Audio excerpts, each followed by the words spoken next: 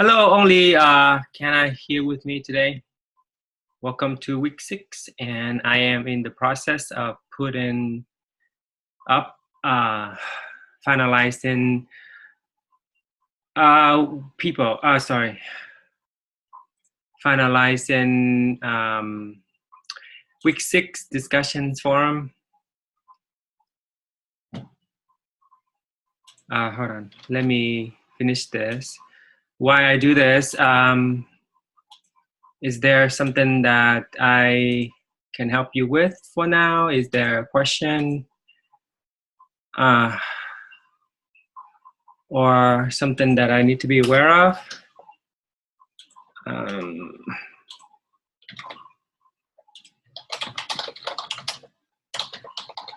Okay, I see that you typed in something. Goodness gracious. Sorry about that. Hold on. Yep, everything looks good except for the due date. 1 second. Should be this Sunday. Available today, 12, and all the way till December. Okay, let's see your comment here. Okay, sure, no problem. Okay, so I've just finished that. Let me refresh. Let me see if it works over here, because I did the module for week 6 on my desktop. So I'm using my laptop to meet on Zoom. So we are week 6 right here. Okay, terrific. Everything works.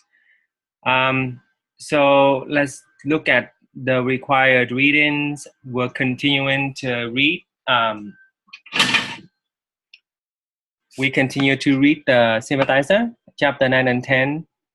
Last week we did some preliminary discussion questions for week 5 discussions forum. So hopefully you got your post-ups. I haven't looked at them more closely. And I'm still behind with grading the personal essay. I need to get that done today. And then look at your letter. We're also looking at chapter 4, writing the profile and a modest proposal by our famous 18th century British/American writer. So on a modest proposal, which is gruesome but funny. We're gonna apply the triangle rhetoric on that essay. The other 3 essays are available for your response number 6 next week, but we're looking at them now, okay, so that you can plan ahead. Okay, next up we have number 5 journal, which should be on week 5 readings. So any of these 3 bullets will work for week 5 journal. Okay, so everything is the same. Nothing has changed for the journal. 1 page long, due on Sunday. Now here, this one is the interview paper, and we're beginning. We begin to work on this today, this week. You've got a student sample here to look at. So click on that, and you see that last semester, one of the students wrote this interview paper, and it didn't get an A, but I thought it was good enough to share with the class, because it just happened that that we have his profile essay following that interview paper. So this document is the works cited page is done incorrectly as well. But it just happened that these two assignments are together, the interview paper and the profile essay. But we start with the interviewing. And a while back, during week 4, I've asked you to begin arranging for, to find someone who possibly could teach you more, like could have this person has expert knowledge on your controversial issue. So hopefully you found this person, so so that you don't have to hustle this week to find someone to talk to. The good news is it's not, the final draft isn't due until week 7. So let me try that again. The internet connection was unstable. So the good news is it's not due, the final draft, or sorry, the first draft isn't due until next week. And the final draft isn't due until October 22nd. So you have roughly about 2 weeks to get the final draft in. However, the pre-write and the outline materials are due this week, this Sunday. And what you pre-write on would be what you posted for week 4, like your plan on, your plan and the person that you actually have gotten a hold of to interview. So that would be your pre-write. Okay, so write a short paragraph on that, on who, maybe I should clarify that. Okay, so we would be like, your pre-write would be, let me see if I could clarify this, okay? People are gonna have questions about that. What am I gonna pre-write on? How am I gonna outline? So, so let me make a sub bullet here. Pre-write should be a paragraph on your plan. Outline a list of 10 questions, including the essential question below. So under template, okay? So you scroll down and you see this, these suggested questions here. And then you have the format, and then you have the example format. Okay, so I'm gonna highlight this. So when you outline, you are going to give a working title. You're gonna try to put some information about that person here in the introduction. If you have any, if you don't have any information, then you can leave it blank for now. And then, but come up with some potential questions that you're gonna ask this person. Okay, so there are 10 questions required. So you need to ask, you need to have 10 questions written for the outline. 10 or more, okay? 10 is the minimum. Including, so the essential question would be this one, the required question. Essential might throw people off, so I'm gonna change that to required question. Okay, so these 2 things are due, the pre-write and the outline are due this Sunday. Then next week is when you post your draft. So between now and next Wednesday, preferably you should have conducted your interview and get your questions answered. Okay, so this is the interview paper, and while it only is worth 3% of your course grade, it is tied to the profile essay, which is worth more than that according to our syllabus, I think it's worth 5% of your course grade. Let's double check. No problem. This is why I'm here on. This is why we're here on Zoom. Yeah, I realized that looking at the task description, looking at this without my explanation, you might get confused. So always make it a point to show up on Zoom to ask me questions so I can lead you through something. So the profile essay is 5%. The interview paper is 3%. So together, these two assignments are worth 8% of the course grade. Okay, so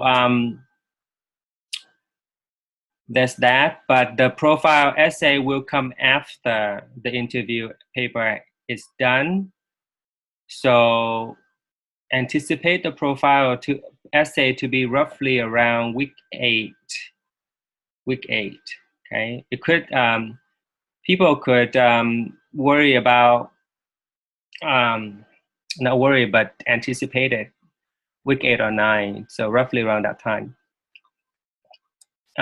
So we're doing other things to prepare ourselves with the profile essay as well. So we're first looking at this chapter right here, chapter 4, and it's got exemplary essays called Museum Missionary, Passengers, and Learning About Work from Joe Cool, and they're found on these pages. So you click here, it should lead you to our book. And you scroll down and find those pages. And then you read the essays, the exemplary profile essays, to learn how the essays look like. And because these are 3 different distinct styles of the profile essay. Okay, so you can choose to adopt any one of those styles, and it will become clearer to you as you look at these essays. What I'm talking about when I say styles. So your task is to look at the exemplars, these essays, and then come up with some takeaways. Like, what do you see that these essays are doing that show that there are profile essays and not personal essay or argumentative essay. So profile writing is different and unique. Okay, it's linked to the interview. So just a note, we're not using everything we got from the interview paper, right? We're only selecting what we think would be good to share in the profile essay. So some of the few main points that you got from the interview papers is what you should put in the profile essay. In the past, students got panicked because they thought that they need to put everything they got from the interview paper into the profile essay, and that's not how it works. Okay, and that was because they didn't look at the exemplars. So they didn't do this task here, and then they got confused with the profile essay instructions, and they never looked at chapter 4 or the slide share of chapter 4. Okay, so the slide share of chapter 4 is found under week 6, required readings. You click on this link here, you'll be taken to the slide share. And this slide share talks about chapter 4. Okay, but this slide share doesn't include the exemplars. So you need to look in your book to find the actual articles, the actual essays. Okay, and looking at these essays has proven in the past that beneficial to you for when you write the profile essay later. So now we're just preparing to write it. We're learning how, looking at chapter 4 to help us out. And here's a student exemplar as well. And in the interview task description, interview paper task description, I also provided another B minus kind of student paper here. Okay, so this student's work got him a B minus. Okay, so if you have question on that after you look at this, you can ask me later. So let's just look at the requirements here a little bit. It says here, where's my requirements? Yeah, the pages. It needs to be at least 4 pages. The interview paper, that is. Okay, single spaced. The 10 questions that you come up with already probably would take half of that amount. So roughly about 2 pages. And if you follow the suggested format and the template, where's my template? Here. So you put a title here, and then you put your introduction section here, single space, and then you put your question, and you put your answer, all single space with a space in between, and then you separate each of the question answer set off with another space right here. So question answer set together, question answer set together, separated into their own units, if you will. Okay, so lots of space, similar to the student what he did, right? He put this is all single spaced, and then he put a space in between each of his question answer set. Okay, so first of all, he got a B minus because he turned in late, and also he didn't follow instructions, and he interviewed somebody from his family. So so that's not the requirement. Okay, so yes, and that's correct. So try not to go to your family members, right, or your circle of friends. Try to go beyond these people, and if you're stuck and you have nobody else to interview, then you can possibly consider interviewing a far distant relative. and then try to do it in person as well, and not do it online. But you could do it online. It's just that you might have a harder time describing the personal interaction that occurs when you interview them in person. You might have a hard time describing that when you write your personal essay. So try to do that, to do it on person. It doesn't have to be anything formal. It could just have a cup of coffee at Starbucks or something, and then talk. So it doesn't have to be anything formal at all. It just can be very casual.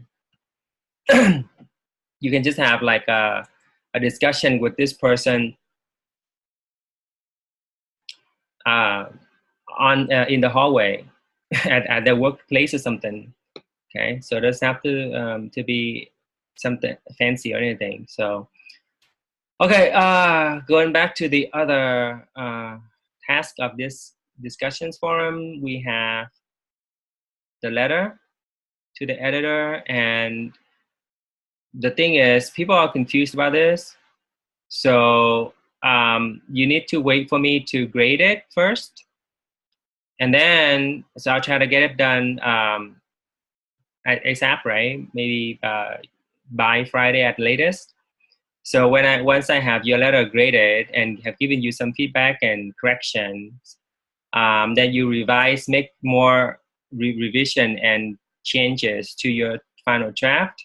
Then you polish it up and then you can send that polished version to the newspaper where you found the editorial article from. And like I said, if you don't know how to do that, then you need to do a Google search. And most, if not all, newspapers have instructions on how to send letters to them. So I've given an example of how the New York Times prefer to accept letters to the editor. And if you use another newspaper like Washington Post, they have their own way of accepting letters. So once you have submitted, then you need to retain that submission evidence. If you send it off by mail, then you need to take a picture of your stamped envelope, right, with the address of that newspaper on it. But that's the old way of submitting letters, anyways. Most newspapers nowadays will just simply accept your online submission via email. So sometimes they don't give you any automatic receipt reply. So in which case, I hope you know how to do a screenshot. So just take a screenshot of the screen where you're about to send it off again. Like the first time you send it, and then you get nothing, right? And then do it again, and then take the screenshot of the page where you are about to hit the submit button. And that can also work as your submission evidence. But if you did the New York Times, they should automatically reply to you. And that reply email would be your submission evidence. And that's what you post here. You can copy and paste it and post it, or you can take a screenshot of that and post the picture, whatever you like to do for the letter submission evidence. I've talked about this already. And then the last task for this week is a modest proposal, which is an essay about a comical rendition of a proposal to eat our children, just because we're experiencing population growth. And Jonathan Swift is saying that, to make a humorous effect, but underneath it is a serious issue. So this essay becomes a internet connections unstable. It is a persuasive essay. So when we are dealing with persuasive essays, we need to apply our knowledge on rhetoric. And last week we did some work on the Great Debaters movie, and learned about and watched a few videos on persuasion and rhetoric, either logos and pathos. So I'm asking this week for you guys and gals to apply your knowledge of rhetoric on this essay. So read the essay, and the link is right here. Click on that link, and you can find examples from this essay. Like you can say, oh, this is logos. Oh, this is pathos, and this is ethos. And so not only do you need to identify the examples of each side of the triangle of rhetoric, you also need to explain why you think that example exemplifies ethos or logos or pathos. Okay, so it's just like this, just like the example that I've done here on the Great Debaters. Okay, so pathos, I haven't really explained it much, but pathos for this example is because the look in the mother's eyes when the child go hungry evokes strong emotion. And using that during a debate is making that connection, that emotional connection with your audience. And once pathos is established, the audience will become more susceptible to your message. So they'll listen to you more if you have pathos in your persuasion, be it a debate or an essay that you write, or just you trying to persuade somebody a friend or a family member on something. If there's pathos present in your persuasion and your argument, you stand a high chance of getting others people persuaded. So that would be it for week 6. Oh, I haven't talked about the research topic proposal yet. But last but not least for the discussions forum is remember to post to your classmates, responding to your classmates, okay? So the research topic proposal is this week. It's due on Sunday.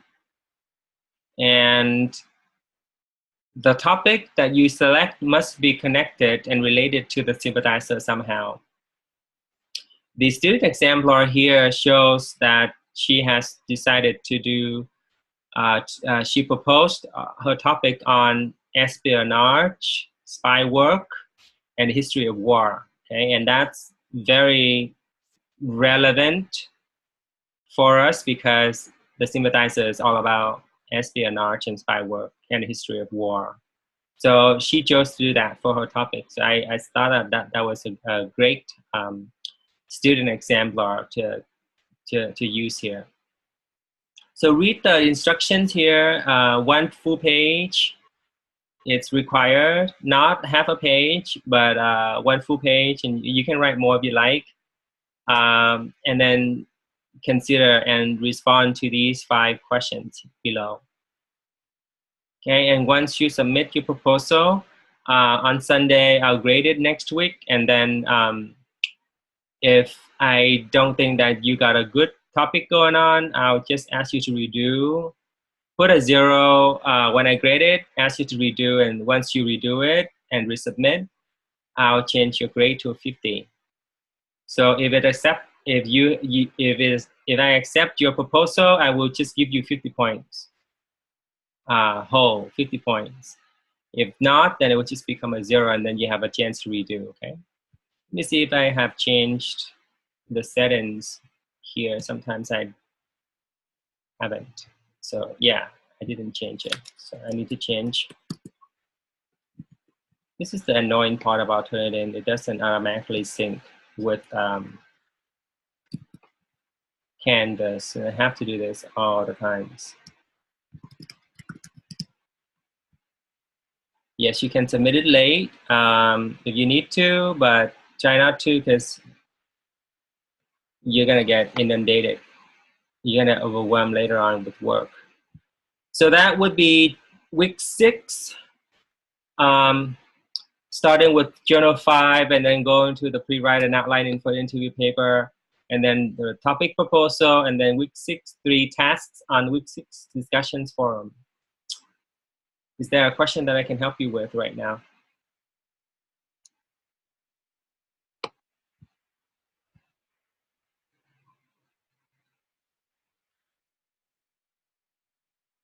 All right, I have recorded this meeting and I will post it on our YouTube playlist. And I'll see you later. Thank you for joining me today. Have a good day.